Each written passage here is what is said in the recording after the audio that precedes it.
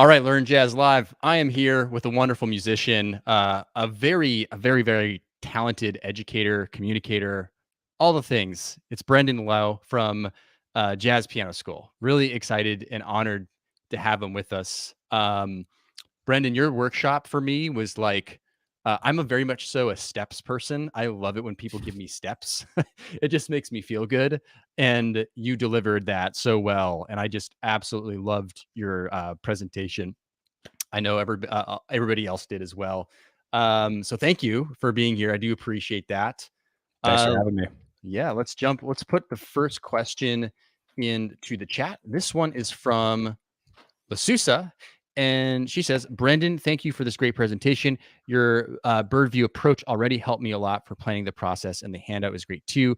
As a beginner singer, have to be constantly do I have to be constantly aware of the pitches I sing when improvising? So is improv composing in real time, or does one only have to be aware of certain landing notes or nothing planned at all? Just let it flow.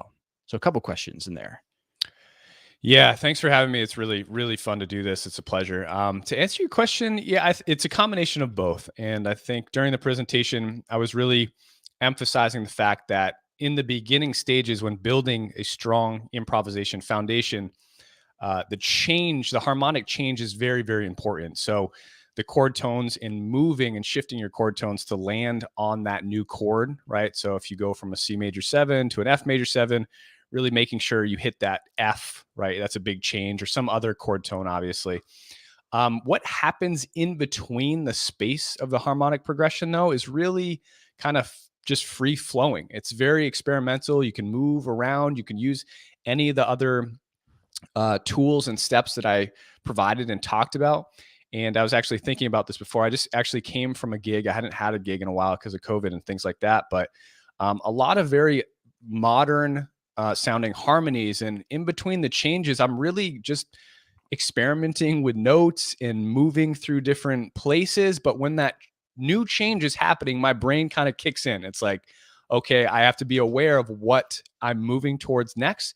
But once you're settled into some sort of chord or something, if it's sitting there, you can really kind of just let yourself go and move and obviously use a lot of the resources that I gave you in the presentation.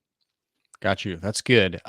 Now, okay. Think one thing she asked is, as a singer, is she needing to be constantly aware of the pitches? I think that maybe that's, maybe the other half of the question is, is the practicing in the practice room and then on the stage, it's less of the thinking, or is it kind of a combination of both for you? Or, I guess for her as a singer as well, because she probably feels a little disconnected from like a piano, or maybe she does play piano too. I don't know, but Right, thoughts on right. that? Yeah. I would say, yeah, pitches, I would say, like, yeah, I think you put it best. I mean, when you're in the practice room, you absolutely should be thinking about pitches. I mean, vocalists in general are essentially just another instrument. I mean, the voice is an instrument. And for a pianist, guitarist, sax, bass, whatever, like we're sitting at our instrument Mm, and we're going through exercises and playing the notes and learning, obviously, chord tones, connecting the chord tones, the approaches, all the steps that I gave you guys. But when it does come time for the show, then the mind is not really in tune to that much. Obviously, it's kind of, freer and just letting what comes out. I mean, when you're at a show, you're not really I mean, you are experimenting, but it's not really like practice time. It's just have fun. Whatever comes out, it'll be great. yeah, I think that's a good attitude. Whatever comes out, it'll be great. Yeah. Like I Yeah. did the work ahead of time. Yeah. Michelle is asking, in your handout, you mentioned the major 6 blues scale and the full major blues scale, the hexatonic and altered scale. Can you please give examples of those with pitches starting on C's? I don't know if that's a little bit a lot to go over just now, but I mean, Yeah, feel that's do okay. okay. I don't remember if I guess I didn't have those particular scales in the handout. But the major 6 blues scale is a great scale that Oscar Peterson uses a lot, and I actually just absolutely love. And it's just a variation of one note. So if you take your blues scale, Michelle, I'm not sure. Hopefully you know your blues scale, but the blues scale on C would be C, E flat, F, F sharp, G, B flat, C. Hopefully you remember this, but all you're going to do to switch from the blues scale to the major 6 blues scale is shift the flat 7 down to the major 6. So Hmm. you're just altering one note, but it's a huge difference. because it gives more of a majory feel on the end of the scale. I don't know. Can you guys hear this? Yep, I can hear that just fine. Oh, okay. So if you go from this to this, it's a really drastic difference, and that's where you start getting.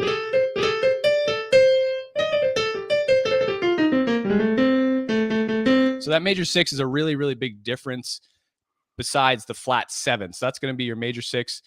The full major blues scale is just something, it's actually a creation of mine, which is 1, 2, flat 3, major 3. So the other 2 scales, you're not getting the major 3rd in the scale. And that's a really important note to get. 5, 6, and then 1 again. That's your full major blues scale. Your hexatonic scale is going to be a combination of 2 different triads. And again, if you YouTube this stuff, like, you'll get loads of information on all of these scales, hexatonic, altered. You can find it very, very easily on the internet. Yeah. And there's a replay. There'll be a replay to this anyways. So if you want to go back and listen into that, then that works too. That's another way to access it. So Cool. Awesome. Okay, next one. Mark Andre, did you say to do the levels in order? And so, is there a reason? My first thought would be it is easier to add rhythm to chord tones than to add reharms, for example. I guess he's asking the reason for the steps, I guess, or the levels of the steps. Right.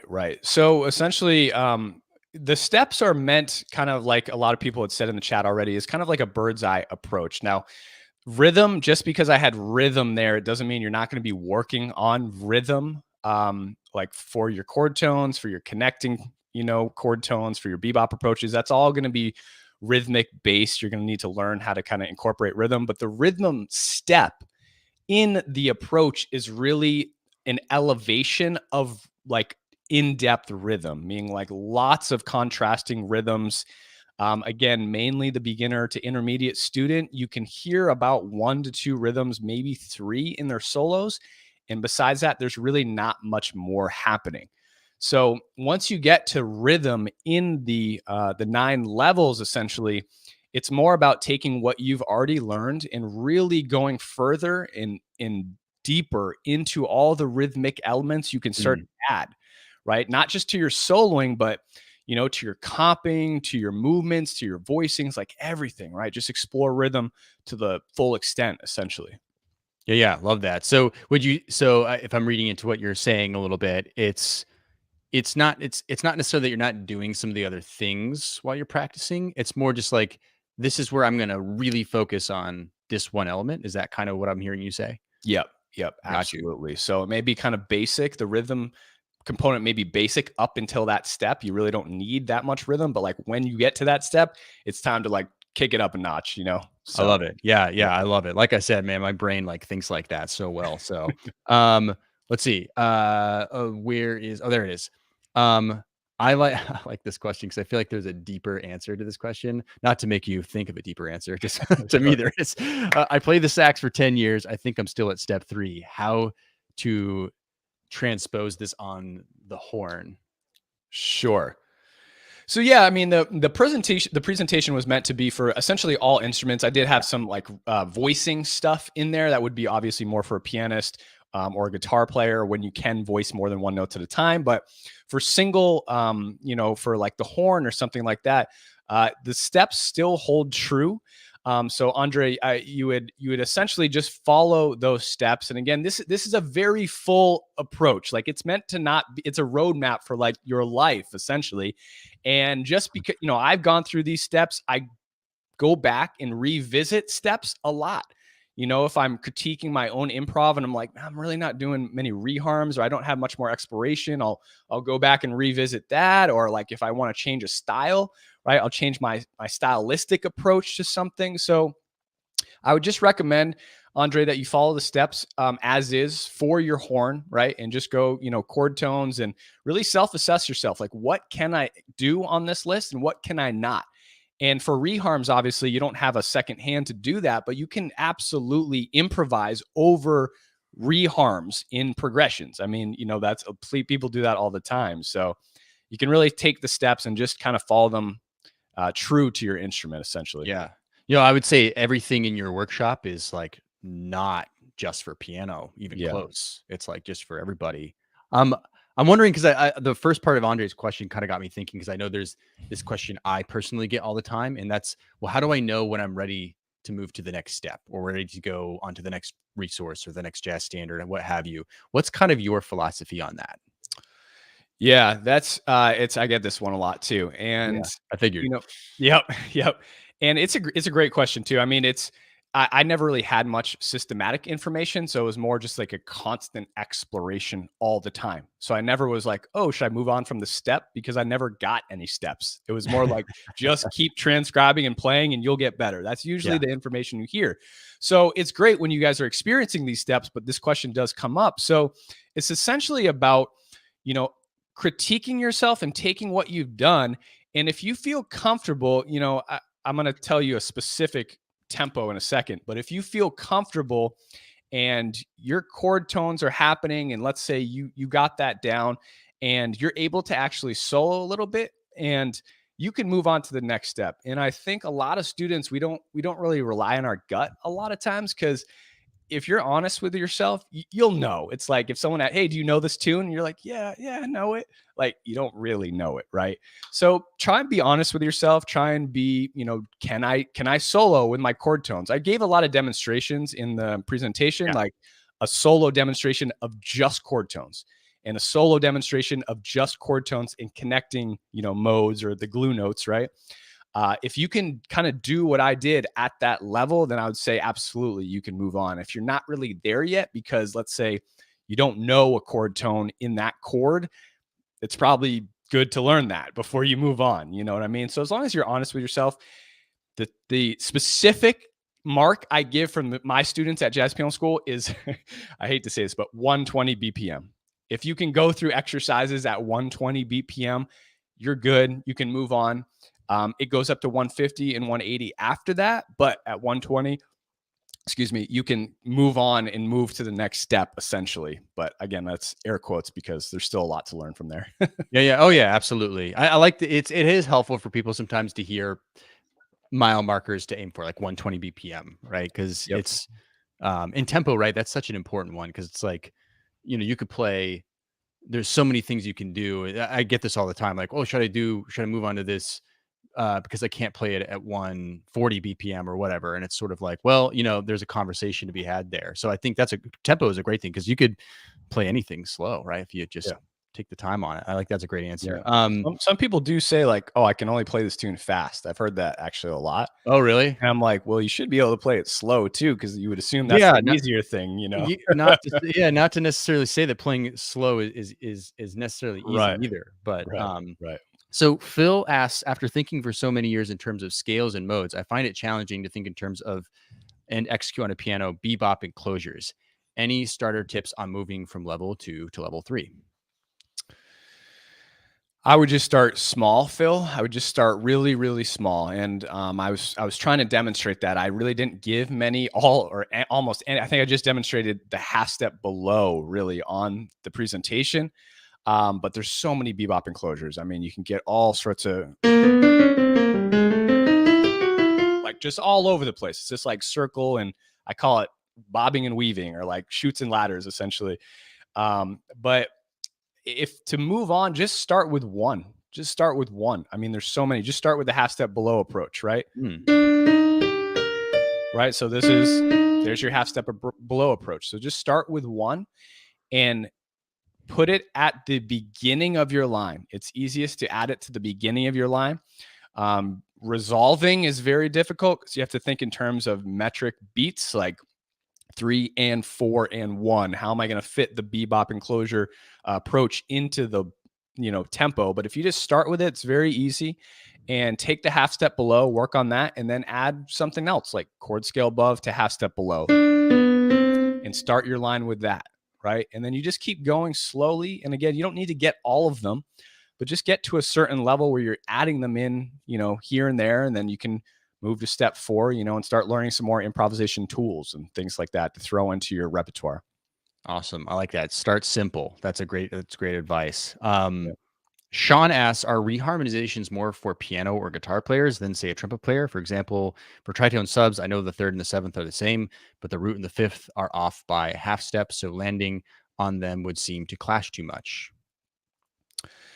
Yeah, to answer your question, no. I like, we were talking about any player can use reharmonizations, and they harmonize over the chord changes. Like if you're a trumpet player or a horn player, and without using the chordal instruments. But if you have a chordal instrument playing with you, like I should be able to, or a high level player would be able to hear your reharm and play that with you. Bebop is going to sound a lot different than using a pentatonic scale. So here's a great example. If you're improvising with your pentatonic scale or a hexatonic scale, like that's a very modern sound. So I'm probably not going to play like, I would play probably like a modern style to match what you're doing. And it's the same thing with your reharms. If you're playing a reharm line, I should be able to match that reharm, based on kind of the reharms that I teach and that you'd find around the internet and things like that. So yeah, just learn your reharm, Sean, and you can absolutely start to use those in your own improvisation too. And it'll start to elevate the sound of your improv as well. Love it, love it, love it, love it. Okay, I guess more approach tone questions. Are approach tones generally a half step below and a scale degree above? I don't know if he means like a diatonic scale degree Yeah, or I well, guess any scale degree. Oh, sure. yeah, that's where they start. Like that would be a foundational starting point for your bebop approaches. So half step is a very, very common one. Chord scale above is a common one. So if you put those two together, you can have chord scale above, half step below, or you can have the opposite. So that's a common thing. From there, as I was demonstrating before, you can have double chromatic. So this is a full enclosure. This is essentially chord scale below, half step below, chord scale above, half step above, down into the actual chord tone. So you have 4 notes that come before the chord tone. Obviously, that's a very advanced approach, but the foundation of bebop approach notes starts, I would recommend to all you guys, just start with a half step below and chord scale above by themselves and then combine them. Yeah, awesome. Timothy said earlier we viewed a modal presentation. He's referring to Nick Manila's workshop on practicing modes. Where would you incorporate modes in your 9 steps, not 10 steps? Yeah. So yeah, any modal kind of tool, I call these tools. So essentially, it can fit into the tool section. Like if you want, like I said, if you want to learn your pentatonic, right? That's more of a modal sound. If you're using any sus language, that would be more of a hexatonic sound. So these are just tools. I mean, these are tools that create stylistic environments, right? McCoy had a very modern style as opposed to like Red Garland or any sort of bebop player, right? So they're not essentials for learning how to improv. Like I hear lots of bebop players and I hear lots of modal players. And so you don't have to learn them. And that's why I've placed modal tools in the tool section of step 4. Bebop came before modal sound. That's the only reason that I've included bebop in its own category as step 3, because that's essentially the living, breathing organism of jazz, which then develops into this modal modern stuff that McCoy, John Coltrane, obviously all Kenny Kirkland, all these great guys, Herbie, Chick, have developed. So that's where I would incorporate it, in the tools section. So modal scales that help you create that sound. Cool. Then I want to ask you a question that I hear come up a lot of just time and time again is, hey, Brenden, hey, Brent, I'm working on, all the right things. I'm working on the 9 steps. I'm working on all the things. I'm still feeling like when I get out to improvise, it's just not coming out, right? What would you say to someone like that? Because I know everybody's raising their hand right now. Yeah, absolutely. So there's a level of relationship that I never realized you really needed with educational concepts that you're learning.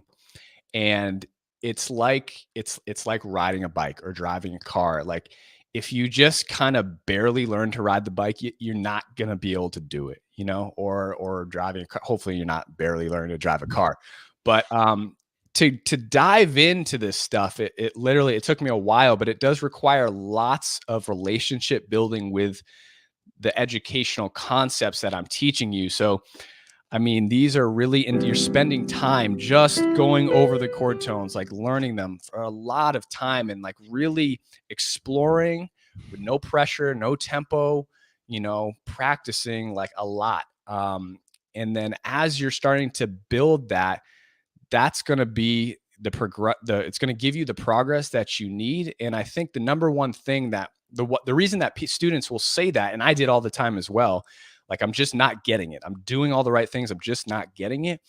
And the thing that I found most, which stinks, was that I just needed to spend more time with the fundamentals and in the going through each and every educational concept. I just needed to spend more time with it, work on it more, implement it more, use it more, and just it will start to come together once you do that. I mean, I hate to say it, but Yeah.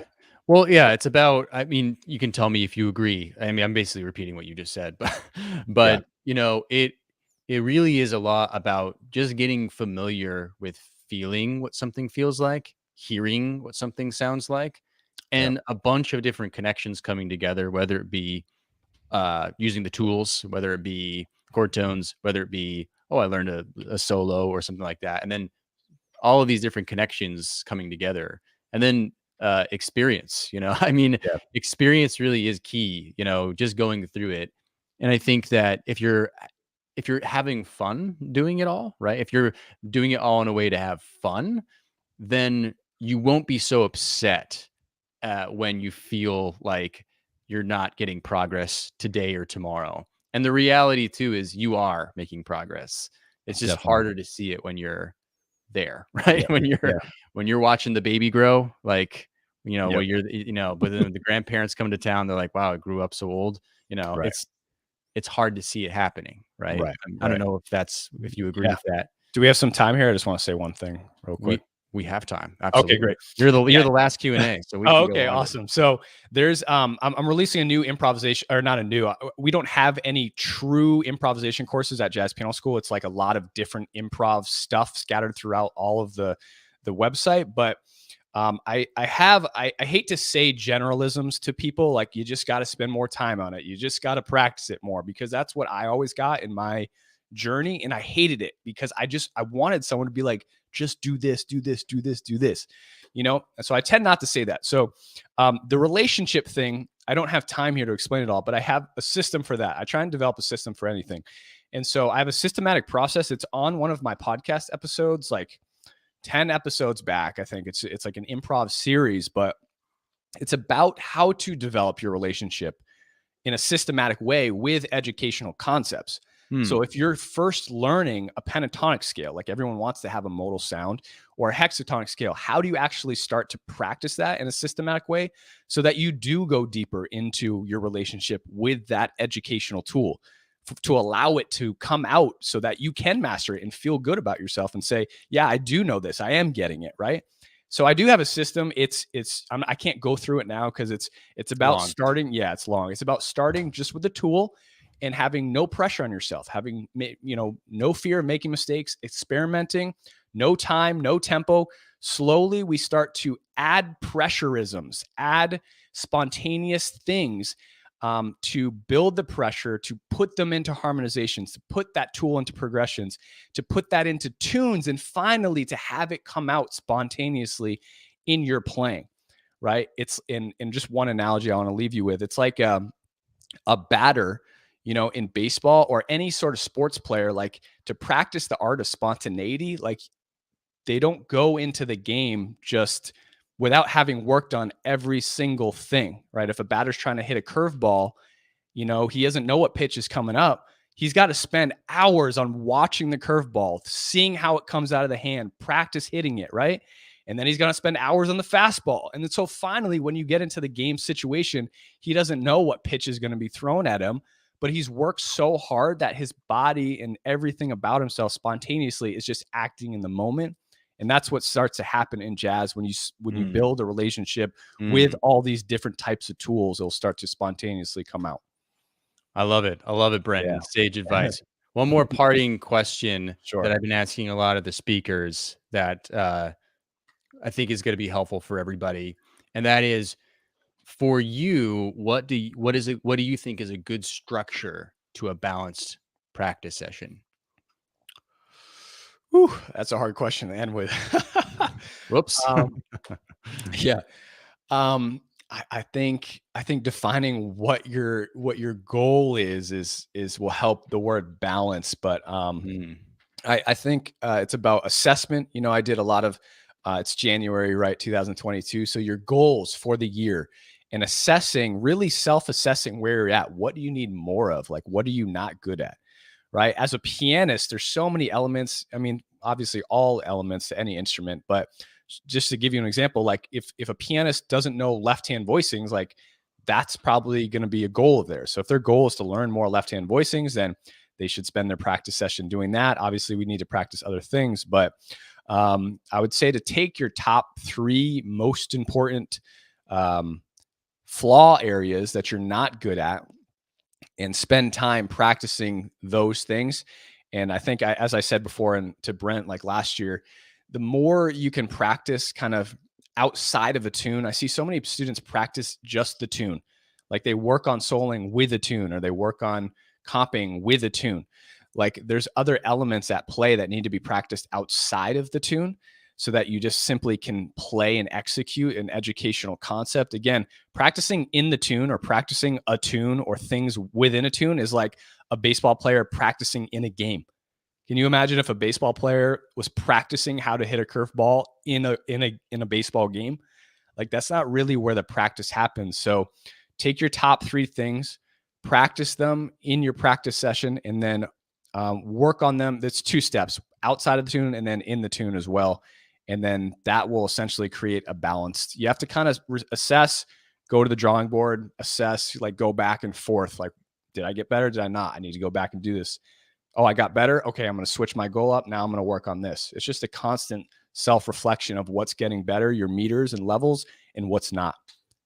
To make a awesome. really nerdy reference, it's like building a character in like a video game. I use Yeah, this yeah, reference sometimes. It's yeah, like, oh, yeah. I have like 50 magic, but like no, whatever. Love it, love it. Yeah, Yeah. I can resonate with that. I play a lot of Civ 6, so it's like not enough science, too Yeah. much culture. Yeah, Anyways, exactly. There you go. That's right. you get the reference, Brenden? I was Yeah, I do. oh, good. I'm so happy about Yeah. that. That could have really fallen flat Yeah. pretty hard. I got you. I got you. Gotcha.